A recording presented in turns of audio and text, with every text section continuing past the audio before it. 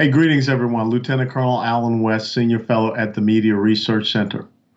Well, it's not Super Tuesday, but some people can call it Mini Tuesday, but we're missing Mini Mike. But it is the sixth state primary, primarily focused in Michigan. But there are some other states, especially those southern states. But everyone's eyes will be on Michigan. And the great thing is that we're now down to, well, what was once a 17 or 18 field candidacy for the Democrat presidential nomination is just two guys, two old white guys, Bernie Sanders and former Vice President Joe Biden. They're going to be in a hotly contested race. The next debate for them will be next Sunday. But interestingly, let's look at the last 2 weeks when, without a doubt, Joe Biden was considered dead and gone. But thanks to James Clyburn and the black vote down in South Carolina, he was resurrected. An incredible, resounding victory in South Carolina, which transferred into phone calls being made to Pete Buttigieg and Amy Klobuchar to say goodbye, say goodnight, Irene. And then that led into their endorsements and the endorsement here in Texas from Robert Francis O'Rourke. So that last week on Super Tuesday, Joe Biden had a resounding victory over Bernie Sanders, who seemed to have all of the wind behind him. And then following that, we saw the exit of course, Mini Mike, and he put his support behind Joe Biden. And then we saw the exiting of Elizabeth Warren.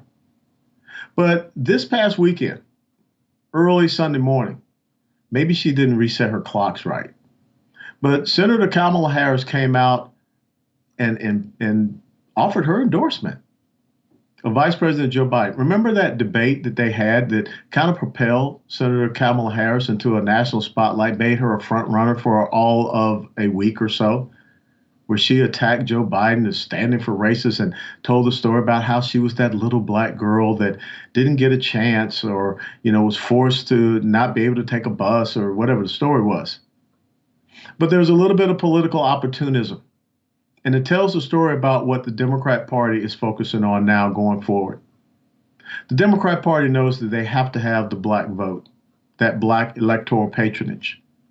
That is what propelled Joe Biden into his resurrection, into his resurgence, starting out of South Carolina, then across the southern states during Super Tuesday. And of course, it'll happen then again today in Mississippi.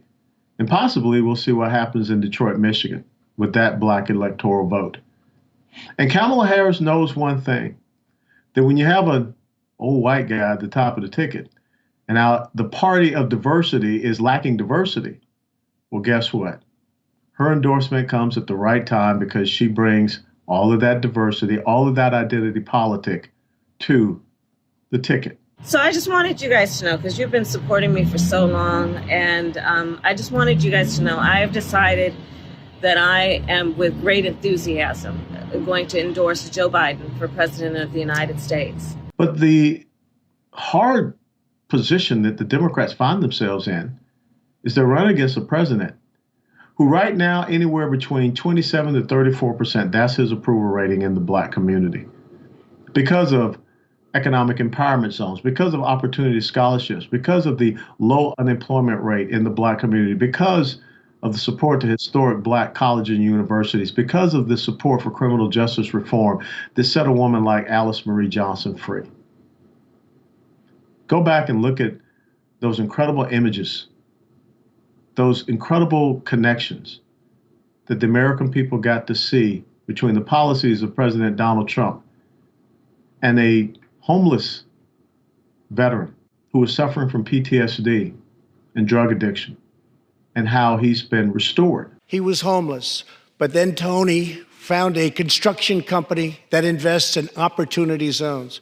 He is now a top tradesman, drug-free, reunited with his family, and he is here tonight. Tony, keep up the great work, Tony.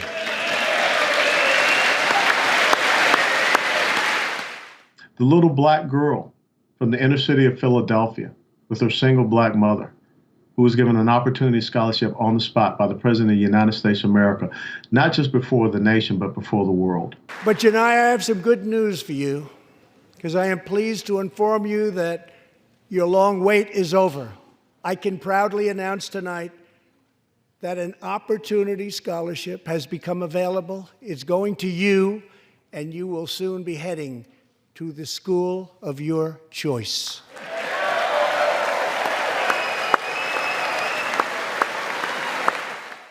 A 100-year-old Tuskegee Airman who was promoted to Brigadier General, who sat in the gallery of the House of Representatives during the State of the Union address, not just being recognized by the president himself, but also his great-grandson. Charles is one of the last surviving Tuskegee Airmen, the first black fighter pilots, and he also happens to be Ian's great-grandfather.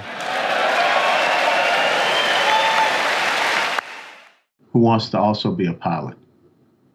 See, those are the stories. Those are the results of the policies of President Donald Trump, and that's why he has such a high approval rating. And when you looked at the faces of the Democrats during that State of the Union address, what did you see? See, the interesting point is that the Democrats are now going to have to fight for that black electoral patronage. They've never had to do that before. They just had to show up, go to a church, do as Hillary Clinton did, say, I don't feels no ways tired. I don't feel no ways tired. I come too far from where I started from. And of course, being a Southern black man, I never spoke like that. But for the first time, they are realizing that their policies, their principles, their values, they're not helping the black community. Their principles and values and their policies continue to victimize the black community, not create victors, and that's what they have to try to overcome. But they realize that they can't, so they're going to go back to their old bag of tricks and try to do it by image. Now, Bernie Sanders, don't count him out. That's why he just recently had Jesse Jackson come out and endorse his campaign. But Jesse Jackson doesn't have the same level of credibility that he once had in the black community. But don't be surprised if all of a sudden Stacey Abrams, the failed gubernatorial candidate from Georgia, kind of makes a surprise appearance with Bernie Sanders somewhere very soon down the road.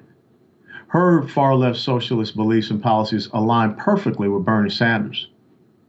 So we could see these two old white guys that are going to look to two young black females to be the ones to save their presidential bids, their presidential campaigns.